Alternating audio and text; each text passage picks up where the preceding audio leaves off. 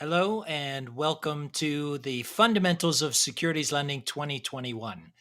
If you are involved with securities lending, repo, prime brokerage, or collateral management, and you want to learn more about collateral, or if you're just a newbie to securities lending and just really want to learn more about the business, then this is the place for you. Right. So listen, thanks very much for joining me on a Saturday. I'm here every Saturday at 1 o'clock, and we have been going through all of the fundamentals of securities lending all the way through. This is a live stream. We'll be on all of the channels, YouTube, LinkedIn, and Facebook until 1:10.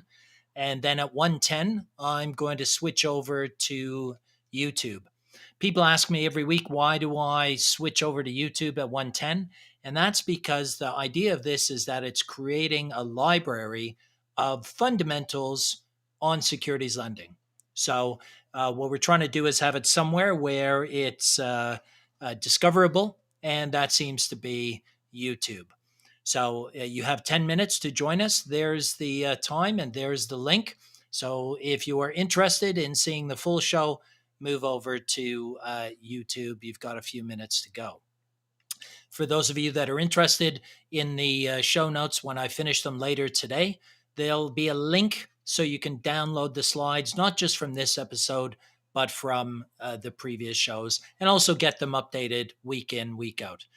This is going to be live, so you have an opportunity to put a chat in. If you have a question, if it's relevant to today's topic, I'll answer it on air if I can. Otherwise, I will answer it in writing to you in the comments after the show. Okay, so without any further ado, let's get to it. As I said, this is week 2 of Collateral. So we've already been through one session on it where we talked about the real fundamental basics. I'm now going to bring in some slides, and this is what I'll actually be using to talk through the rest of the show. As I said, if you're interested in getting a copy of the slides, just sign up to the list where the link is included in the show notes after the show today. So here we go. This is the first slide. All right. What are we talking about here? So this gives you an idea of what we've covered in previous weeks. So why does it exist? Some of the statistics behind it, who the market participants are, some of the trading drivers behind the business, collateral part 1 last week, collateral part 2 this week. Okay. Next week, as I said there at the bottom, we'll be covering risk. So any of you who have heard about securities lending, think it's a risky business, this will be an opportunity for you to learn more. There are risks involved in any business in the investment community that generates a return. And securities lending generates $10 billion of fees every year. So you got to figure there's risk somewhere. Join me next week and find out a little bit more about what those are. But look, one of the main criteria of risk management in securities lending is collateral. And that's why we're spending so much time on it. Now, I'd argue and have argued that the most important decision you can make, I'm just getting a little bit of flack from sound here. So if any of you are having sound problems, maybe just drop a note in the chat and I'll see what I can do. But it sounds like it's okay right now. So again, collateral, second most important risk mitigant. The most important risk mitigant from my perspective is that you have to choose the right counterparties. Because if the people that you do business with never go bust, then frankly, the rest of it is moot. The worst that can happen is that they might breach their contract, right? So they might have an obligation, not fulfill that obligation, and then you always have recourse in the courts because we use standard documentation. And so you typically would be able to actually pursue them if they fail to act. So if they're still in business, that's your starting point. One of the ways you protect yourself against people going out of business is collateral. So that's why it's such an important risk mitigant. But it's not a straightforward topic. It's complicated. And just like rocket science, it's a little bit hidden. We see the face of it, but we don't know the mechanics behind it. That's what today is about. Now, generally speaking, securities lending losses come from the collateral side of things and not the lending side. It's what you did do with your collateral or what you didn't do with your collateral that creates a problem. Now, I did a calculation a few years ago, and I saw that I think I counted 17 or 18 firms that had gone out of business that I had dealt with over my career. And what that really meant at the time was really one every 2 years. Now, of course, they don't come in clumps like that. Sorry, they don't come sort of spaced out every 2 years. They do tend to come in clumps. So, times of stress, it's hardly surprising that some firms succumb, right? But it's not an isolated event. And in 2008, we saw the near demise of AIG, which is a lender. People usually only think about borrowers as being the entities that can go bust, but it can happen on either side of the equation. But more on that next week with risk. Okay, let me just go to the next slide. Leave our rocket behind. What are we going to talk about today in part 6? First of all, it's collateral types. Then we're going to talk about the different constraints on collateral that are either regulatory imposed or client imposed. And then we're going to revisit the two main sides of collateral, cash collateral and non-cash collateral, and dig more into what happens with each of those. Okay, so that's the agenda for today. Now, those of you that watched last week, you might recognize this grid where I kind of showed the four different types: debt, equity, cash, other collateral, and the key concerns you have with each of these: diversification, the liquidity of the assets, the concentration limits that you might have and place on the portfolio of collateral that you get, and the daily management of it. So, where you're going to be discounting the value of it. So if I give you an asset that's worth 100, are you going to value that as 100 of collateral? Probably not. Because if you ever have to do something with it, that means that there's something going on in the market. Your counterparty has defaulted. That's a stressful time. And so what you need to do is make certain that the asset retains value. And how do you make certain that happens? 3 ways. And again, we'll go through this in more detail in a future session on the operational processes, but it's about the haircut. So I might take $105 of collateral for $100 of loan. The mark to market, the daily valuation and revaluation of the securities on loan and the collateral held, and then the daily settlement, where if I owe you collateral, you expect me to give it to you today. And if you owe me collateral or owe me collateral back, I expect you to give it to me today. So that's really the framework and the grid. And again, after last week, a lot of people asked me to really identify what the different collateral types are. So I put together a list here. It's not an exhaustive list. The idea is that this is just indicative, and I've put the amber, red, and green symbols on it just to show how commonly accepted it is. So have a look at that. Now, for those of you that are joining me on LinkedIn, and I can see one of my favorite people who's taught me a lot about live streaming, Rollis. Hello to you, sir. But I also am going to remind everyone that I am now going to be switching over to YouTube only so that people will be able to find the recording of it. If you're on LinkedIn or if you're on Facebook, don't worry. After the show is up on YouTube and complete later today, I'll put a link in the comments on LinkedIn so you'll be able to see it and find the rest of the show. So if you just give me a minute, I'm going to, having said hello to Rollis, I'm now going to say goodbye to Rollis and anyone else that's joining me on LinkedIn. The interesting thing about live streaming is that you're dependent on your technology provider sometimes, and they've made a change to the system, which I haven't tested out. So you know what? Today, we're going to do the whole show on LinkedIn. How about that? And the whole show is going to be on YouTube because I can't figure out how to change this without risking disconnecting you. So this is a special treat for those of you on LinkedIn and Facebook. You get to see the whole show here. But if you're coming back in replay, there'll probably be more show notes and more information in the YouTube description. So you might still want to actually go back to that. And hello to JP joining us from Canada. So it looks like North America is dominating the sessions. I guess that's because it's still early morning. Maybe you've had your coffee already, as opposed to midday or late day on a Saturday in Europe and Asia, where it might be a little bit less interesting. Although I think there's nothing more interesting than securities lending. But there you go. Let me get back to the different asset types. So if we look at the ones with the green ticks, you see cash, equities, and government bonds. Those are pretty widely used as collateral, and I'll show you some statistics again later to go through that. But all the ones with yellow are, they're accepted by some people, they're not accepted by others. And one of the key differentiators there is not that they're necessarily riskier, although they all have individually different risk profiles.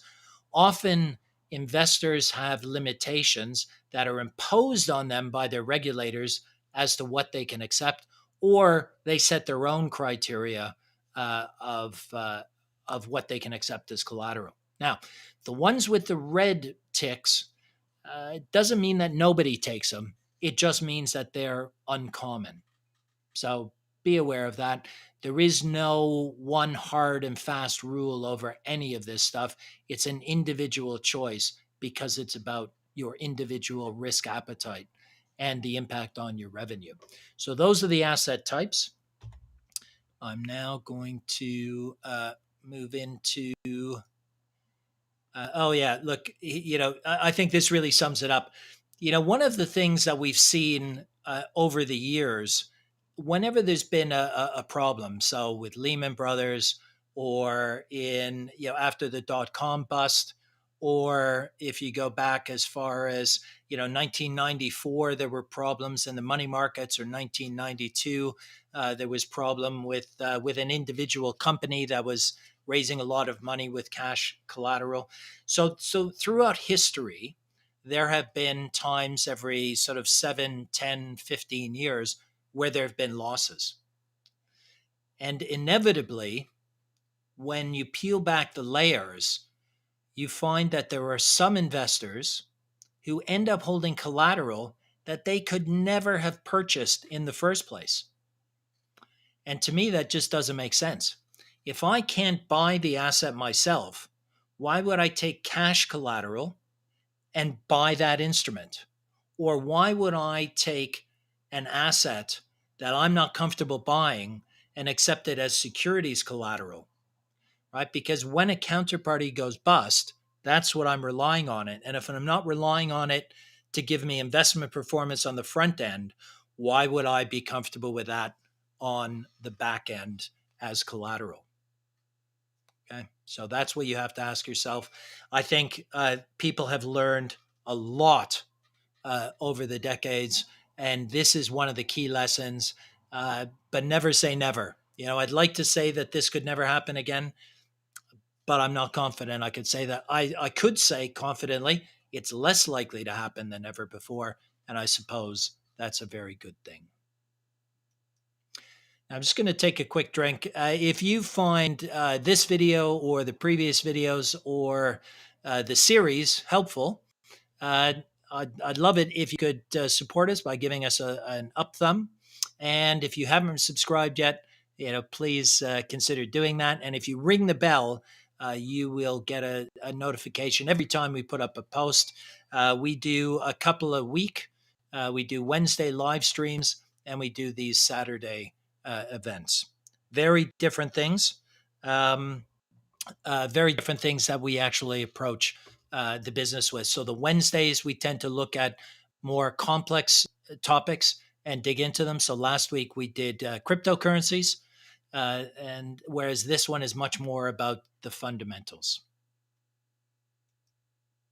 So let's talk about those collateral constraints that I talked about, where I was talking about the choice of acceptable collateral is very much an individual thing. And sometimes, as I mentioned, it's because of regulatory restrictions. Again, I'll say this podcast is not sponsored by Coke, but considering how much Coke I drink, it should be. Anyway, um, so, and for those of you actually who've been watching the Euros, I'm happy with both Coke and water. For those of you not watching Euros, that won't mean anything. Um, Now, what I mean by regulatory requirements is that sometimes regulators put restrictions on the entities that they regulate in terms of what they think is acceptable collateral. So, for instance, U.S. Corporate pension funds, ERISA plans, they have restrictions and they can't take the widest range of collateral, but they're not alone. You find a broad array of different types of structures that have restrictions on the collateral that they can accept. So even if an investor wanted to take a collateral and they thought it was the safest piece of collateral in the world, they might not be able to do so because the regulator doesn't allow them to do that. Then, even within that framework, there are some investors who say, well, look, even though my regulator lets me take this much, I'm going to narrow it in. And a great example of that is there are some investors that will only accept high quality government bonds as collateral. And of course, that's their option. Now, every time you make a decision to narrow your collateral profile, it probably costs you business, right? Because each form of collateral has a different cost to the borrower. And that might be an opportunity cost, and I'll come back to that in a minute. But just be aware that there's a cost to providing collateral. And government bonds for most firms are going to be more expensive to provide than maybe equities or cash, even.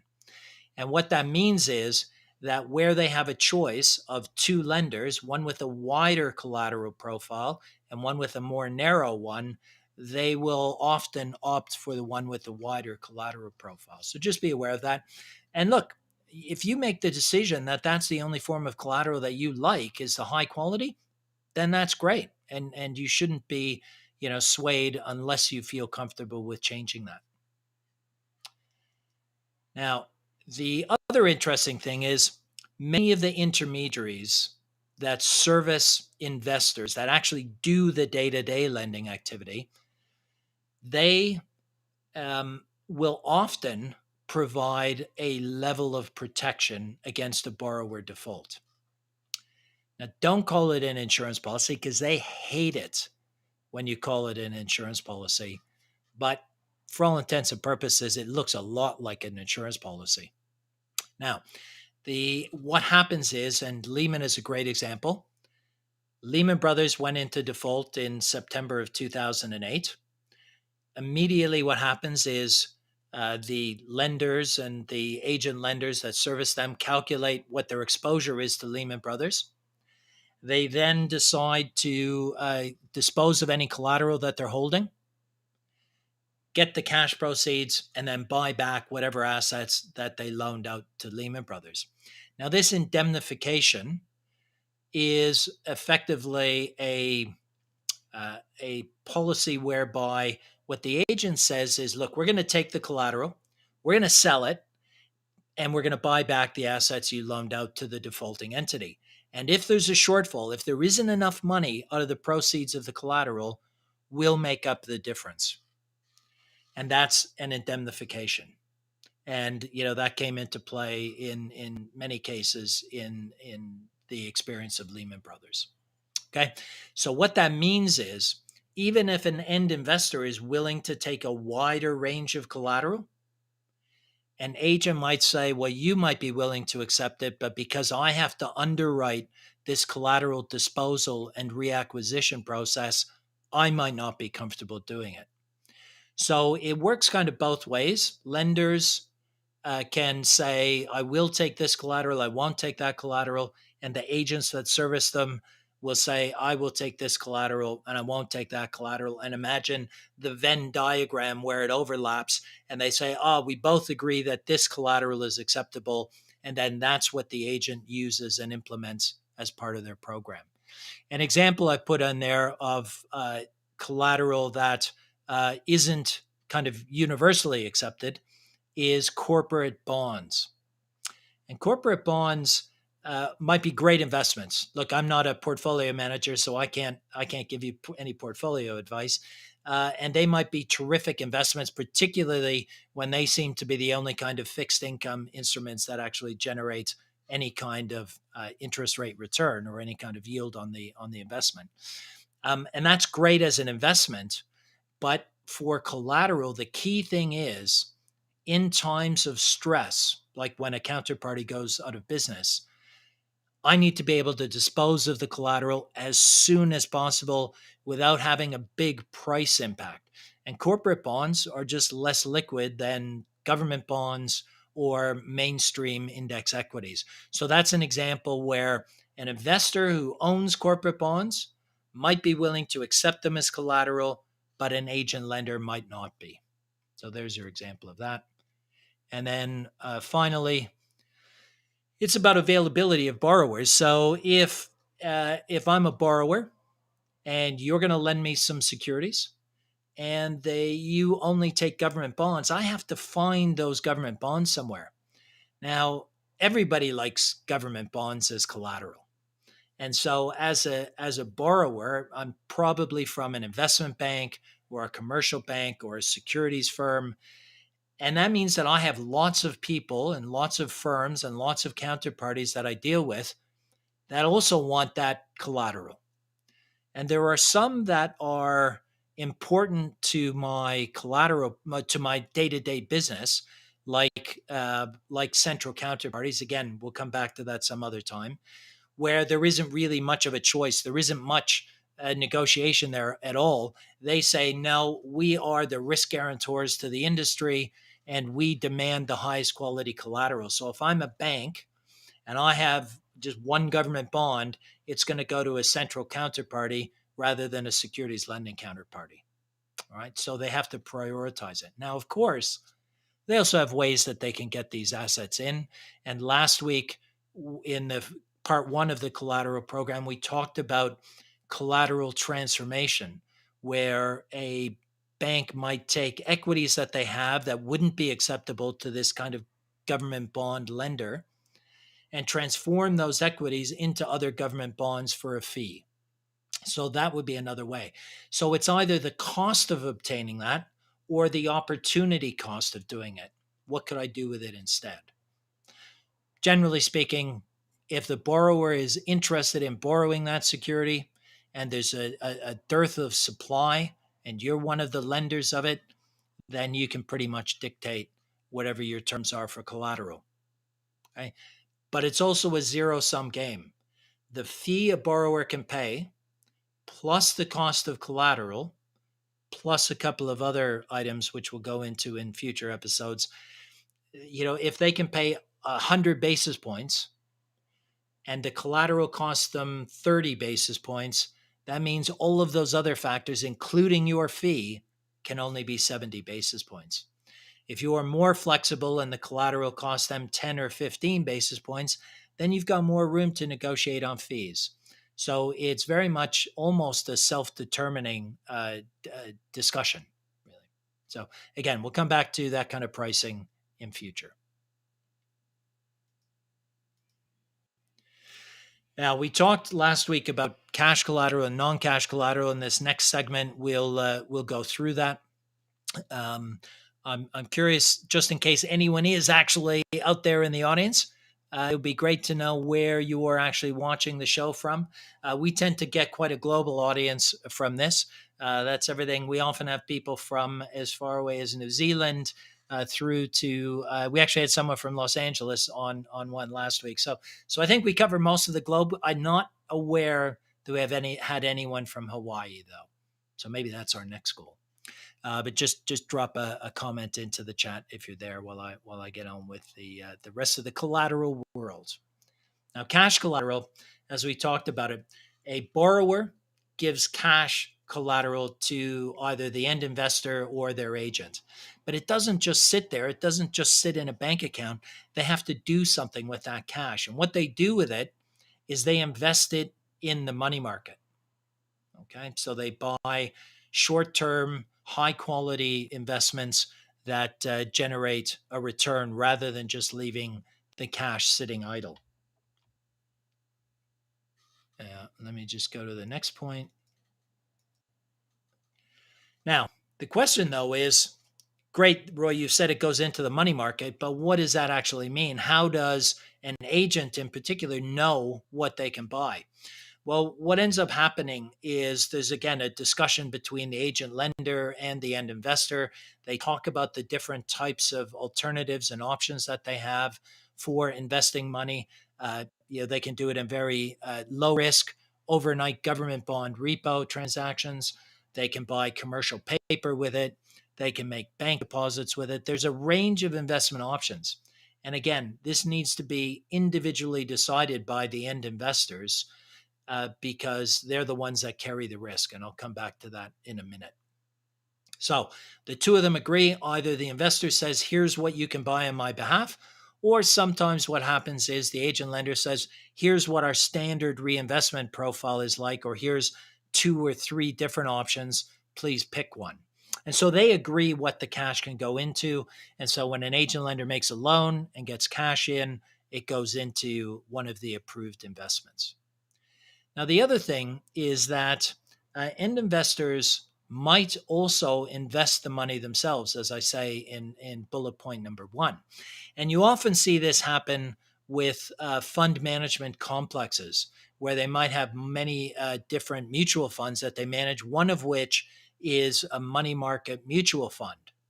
And money market mutual funds are they are regular recipients of securities lending cash money. It goes into it because it has short-term, high-quality instruments that are quite liquid. And so in the event that you need to get your cash back, you can get those back. There's always limitations on any kind of an investment, and money market funds themselves, have their own limitations. And particularly in this yield environment, there have been considerable challenges for many of the managers of those funds. So what they might do is say, agent lender, you lend out my assets, get the cash in. When you get the cash in, give it to me and it'll go into one of my funds. So that's pretty common practice.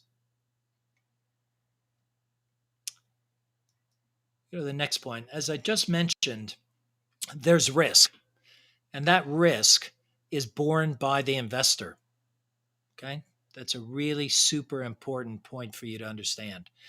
If the borrower gives the agent lender cash and that agent lender invests the cash into assets that are approved by the end investor and something goes wrong, well, that's not the agent's fault, right? They followed the list, as long as they have followed the list, of course, and as long as they've made qualifying investments, then it's not really their risk. Okay, so you have to be very cognizant of what you're actually investing in, because losses can come in 2 different ways. It's not just I bought an asset that went bust. Of course, that can happen. And again, in 2007, a very common destination for the preceding decade were special purpose vehicles set up that borrowed money on a short term basis, lent that money out on a long term basis, and made quite a nice spread in between. And those sorts of strategies work great, except for the times when they don't work great and then they work horribly. And so a number of those special purpose vehicles were in distress. In fact, they were all in distress probably in 2007, 2008. Some of them were made it through and continue to operate today. Some of them were bought up and protected by the companies that issued them or launched them, even though they had no legal obligation necessarily. And then there were some, of course, that went bust, and there were losses as a result of that. So that's the obvious thing. I buy something, it's a bad investment, it goes bust, I lose money. That seems pretty straightforward. But it can also happen because of bad timing. Where I bought an investment in good faith, and because of something that happens in the market. So think of last year in February and March when the markets crashed. And imagine I'm a lender. I've loaned out a security worth $100. I've taken $102 of collateral of cash, and then I've bought investments for $102. And then all of a sudden we have a 10% market crash in a day. When we go to tomorrow, my $100 loan from yesterday is only worth $90 today. And so at 105% of collateral, what that means is I have to give some cash back to the borrower. And that means that I have to sell an investment I made yesterday before it's time. And because we've now had a market crash, people are probably jumpy and jittery. And so the ability to sell a sort of a non-government bond instrument might be a problem. I might actually take a loss on it. Okay, so timing is really important. And the way that many people can relate to this, the example I give is I bought my house that I'm broadcasting from today in 2007, about 7 minutes before the housing market peaked. Right, so I bought at the top of the market, and that's okay because here I am, whatever we 14 years later, I'm still living in that house. So what happened in the intervening period doesn't really matter. And the house is valued at a higher rate than it was when I bought it. So it's a good idea. But imagine if I lost my job in 2008 or 2009 when the markets were terrible and I couldn't get another job and I needed to sell my house. Well, I have a really good house, but the market conditions are bad. So what someone would buy it from me at is going to be less than what I consider it to be its true value. Right.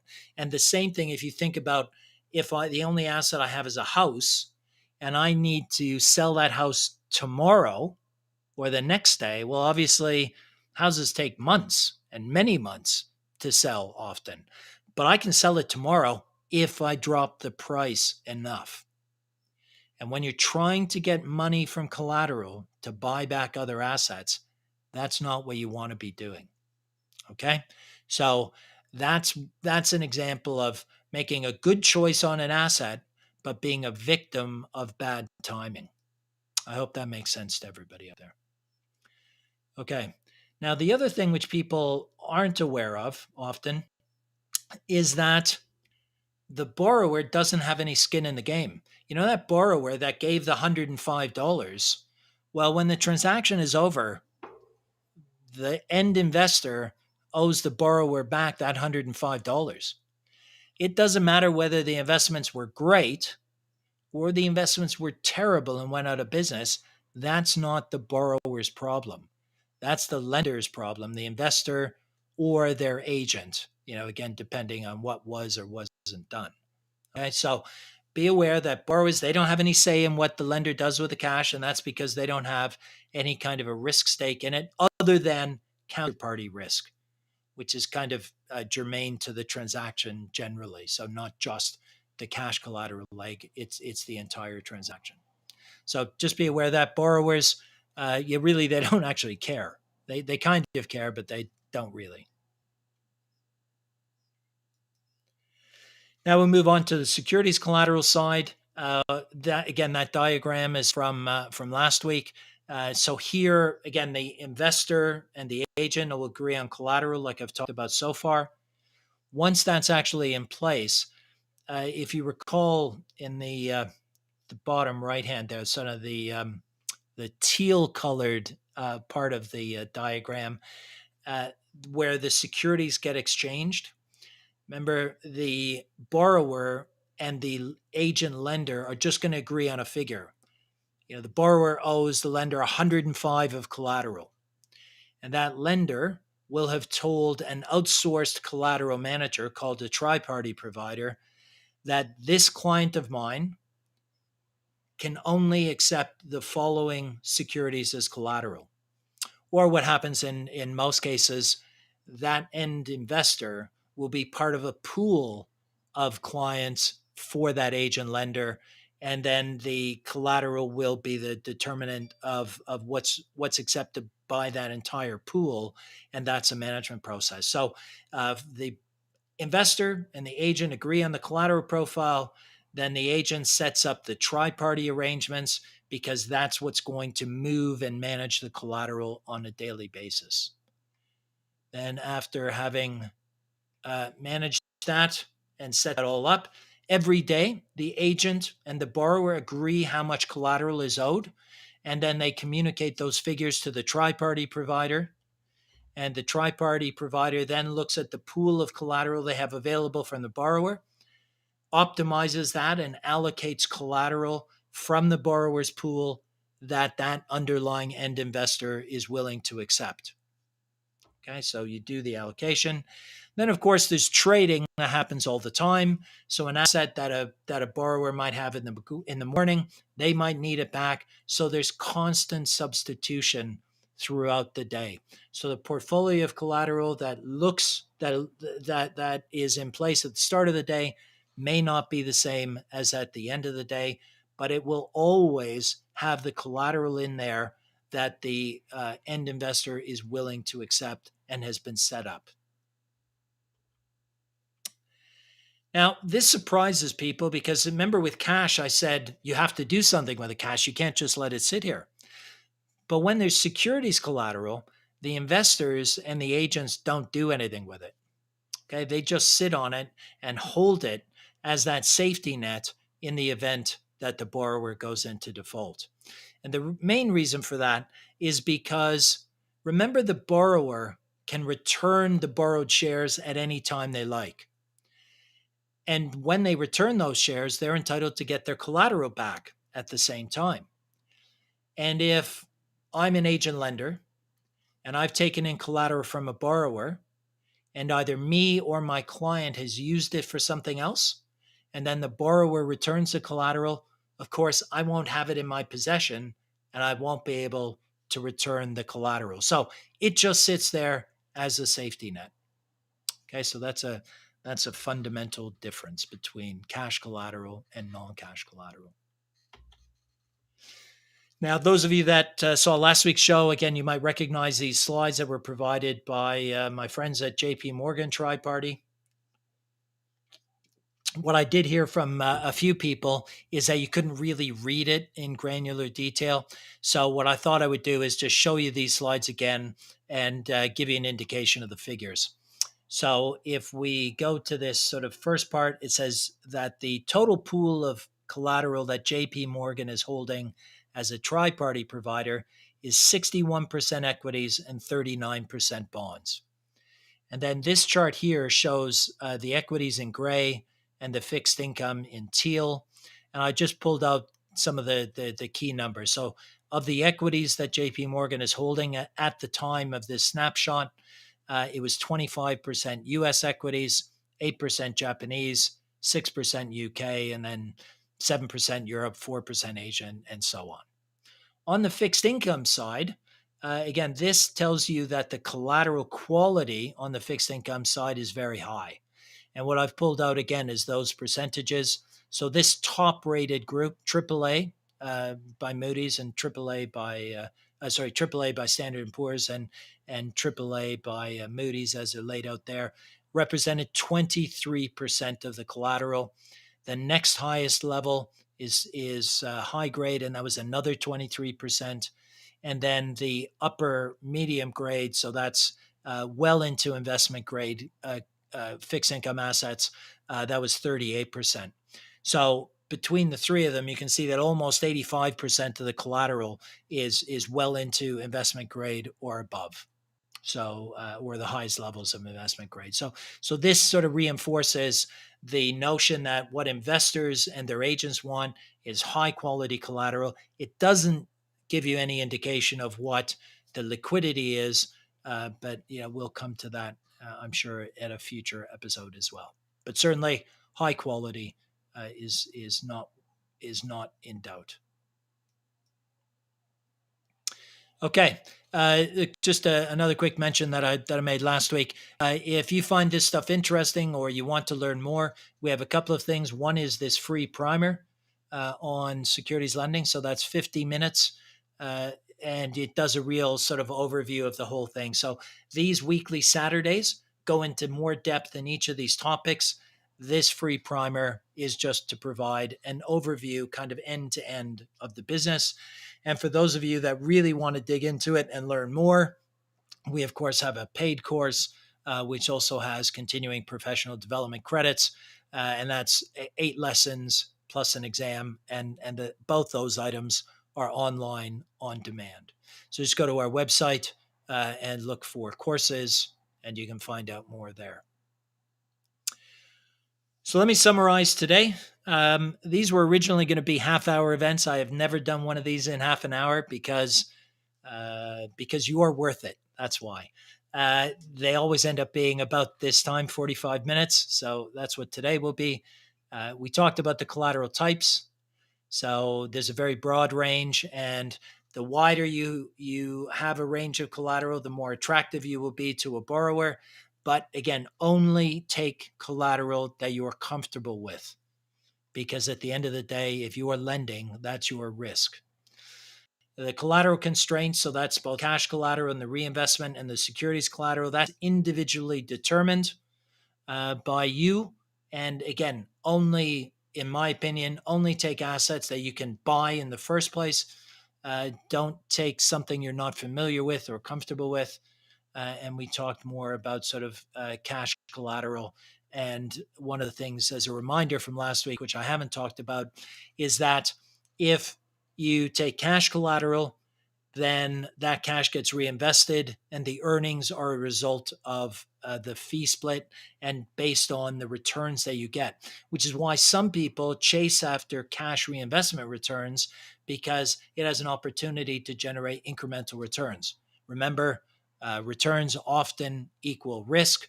So the higher returns, the more often that's an indicator that you're taking a higher risk. That's not always true, but it's a really important general rule to bear in mind.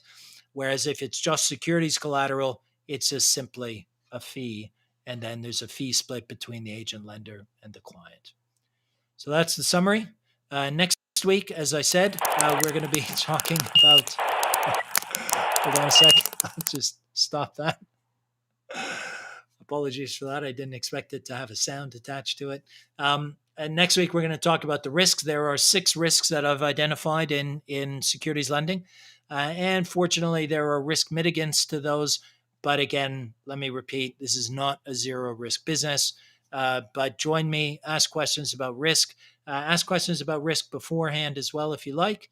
Other than that, I hope you found this session interesting on Collateral Part 2. Next week, it's risk. And this is part of the Fundamentals of Securities Lending series. I look forward to seeing you next time. Thanks for your time.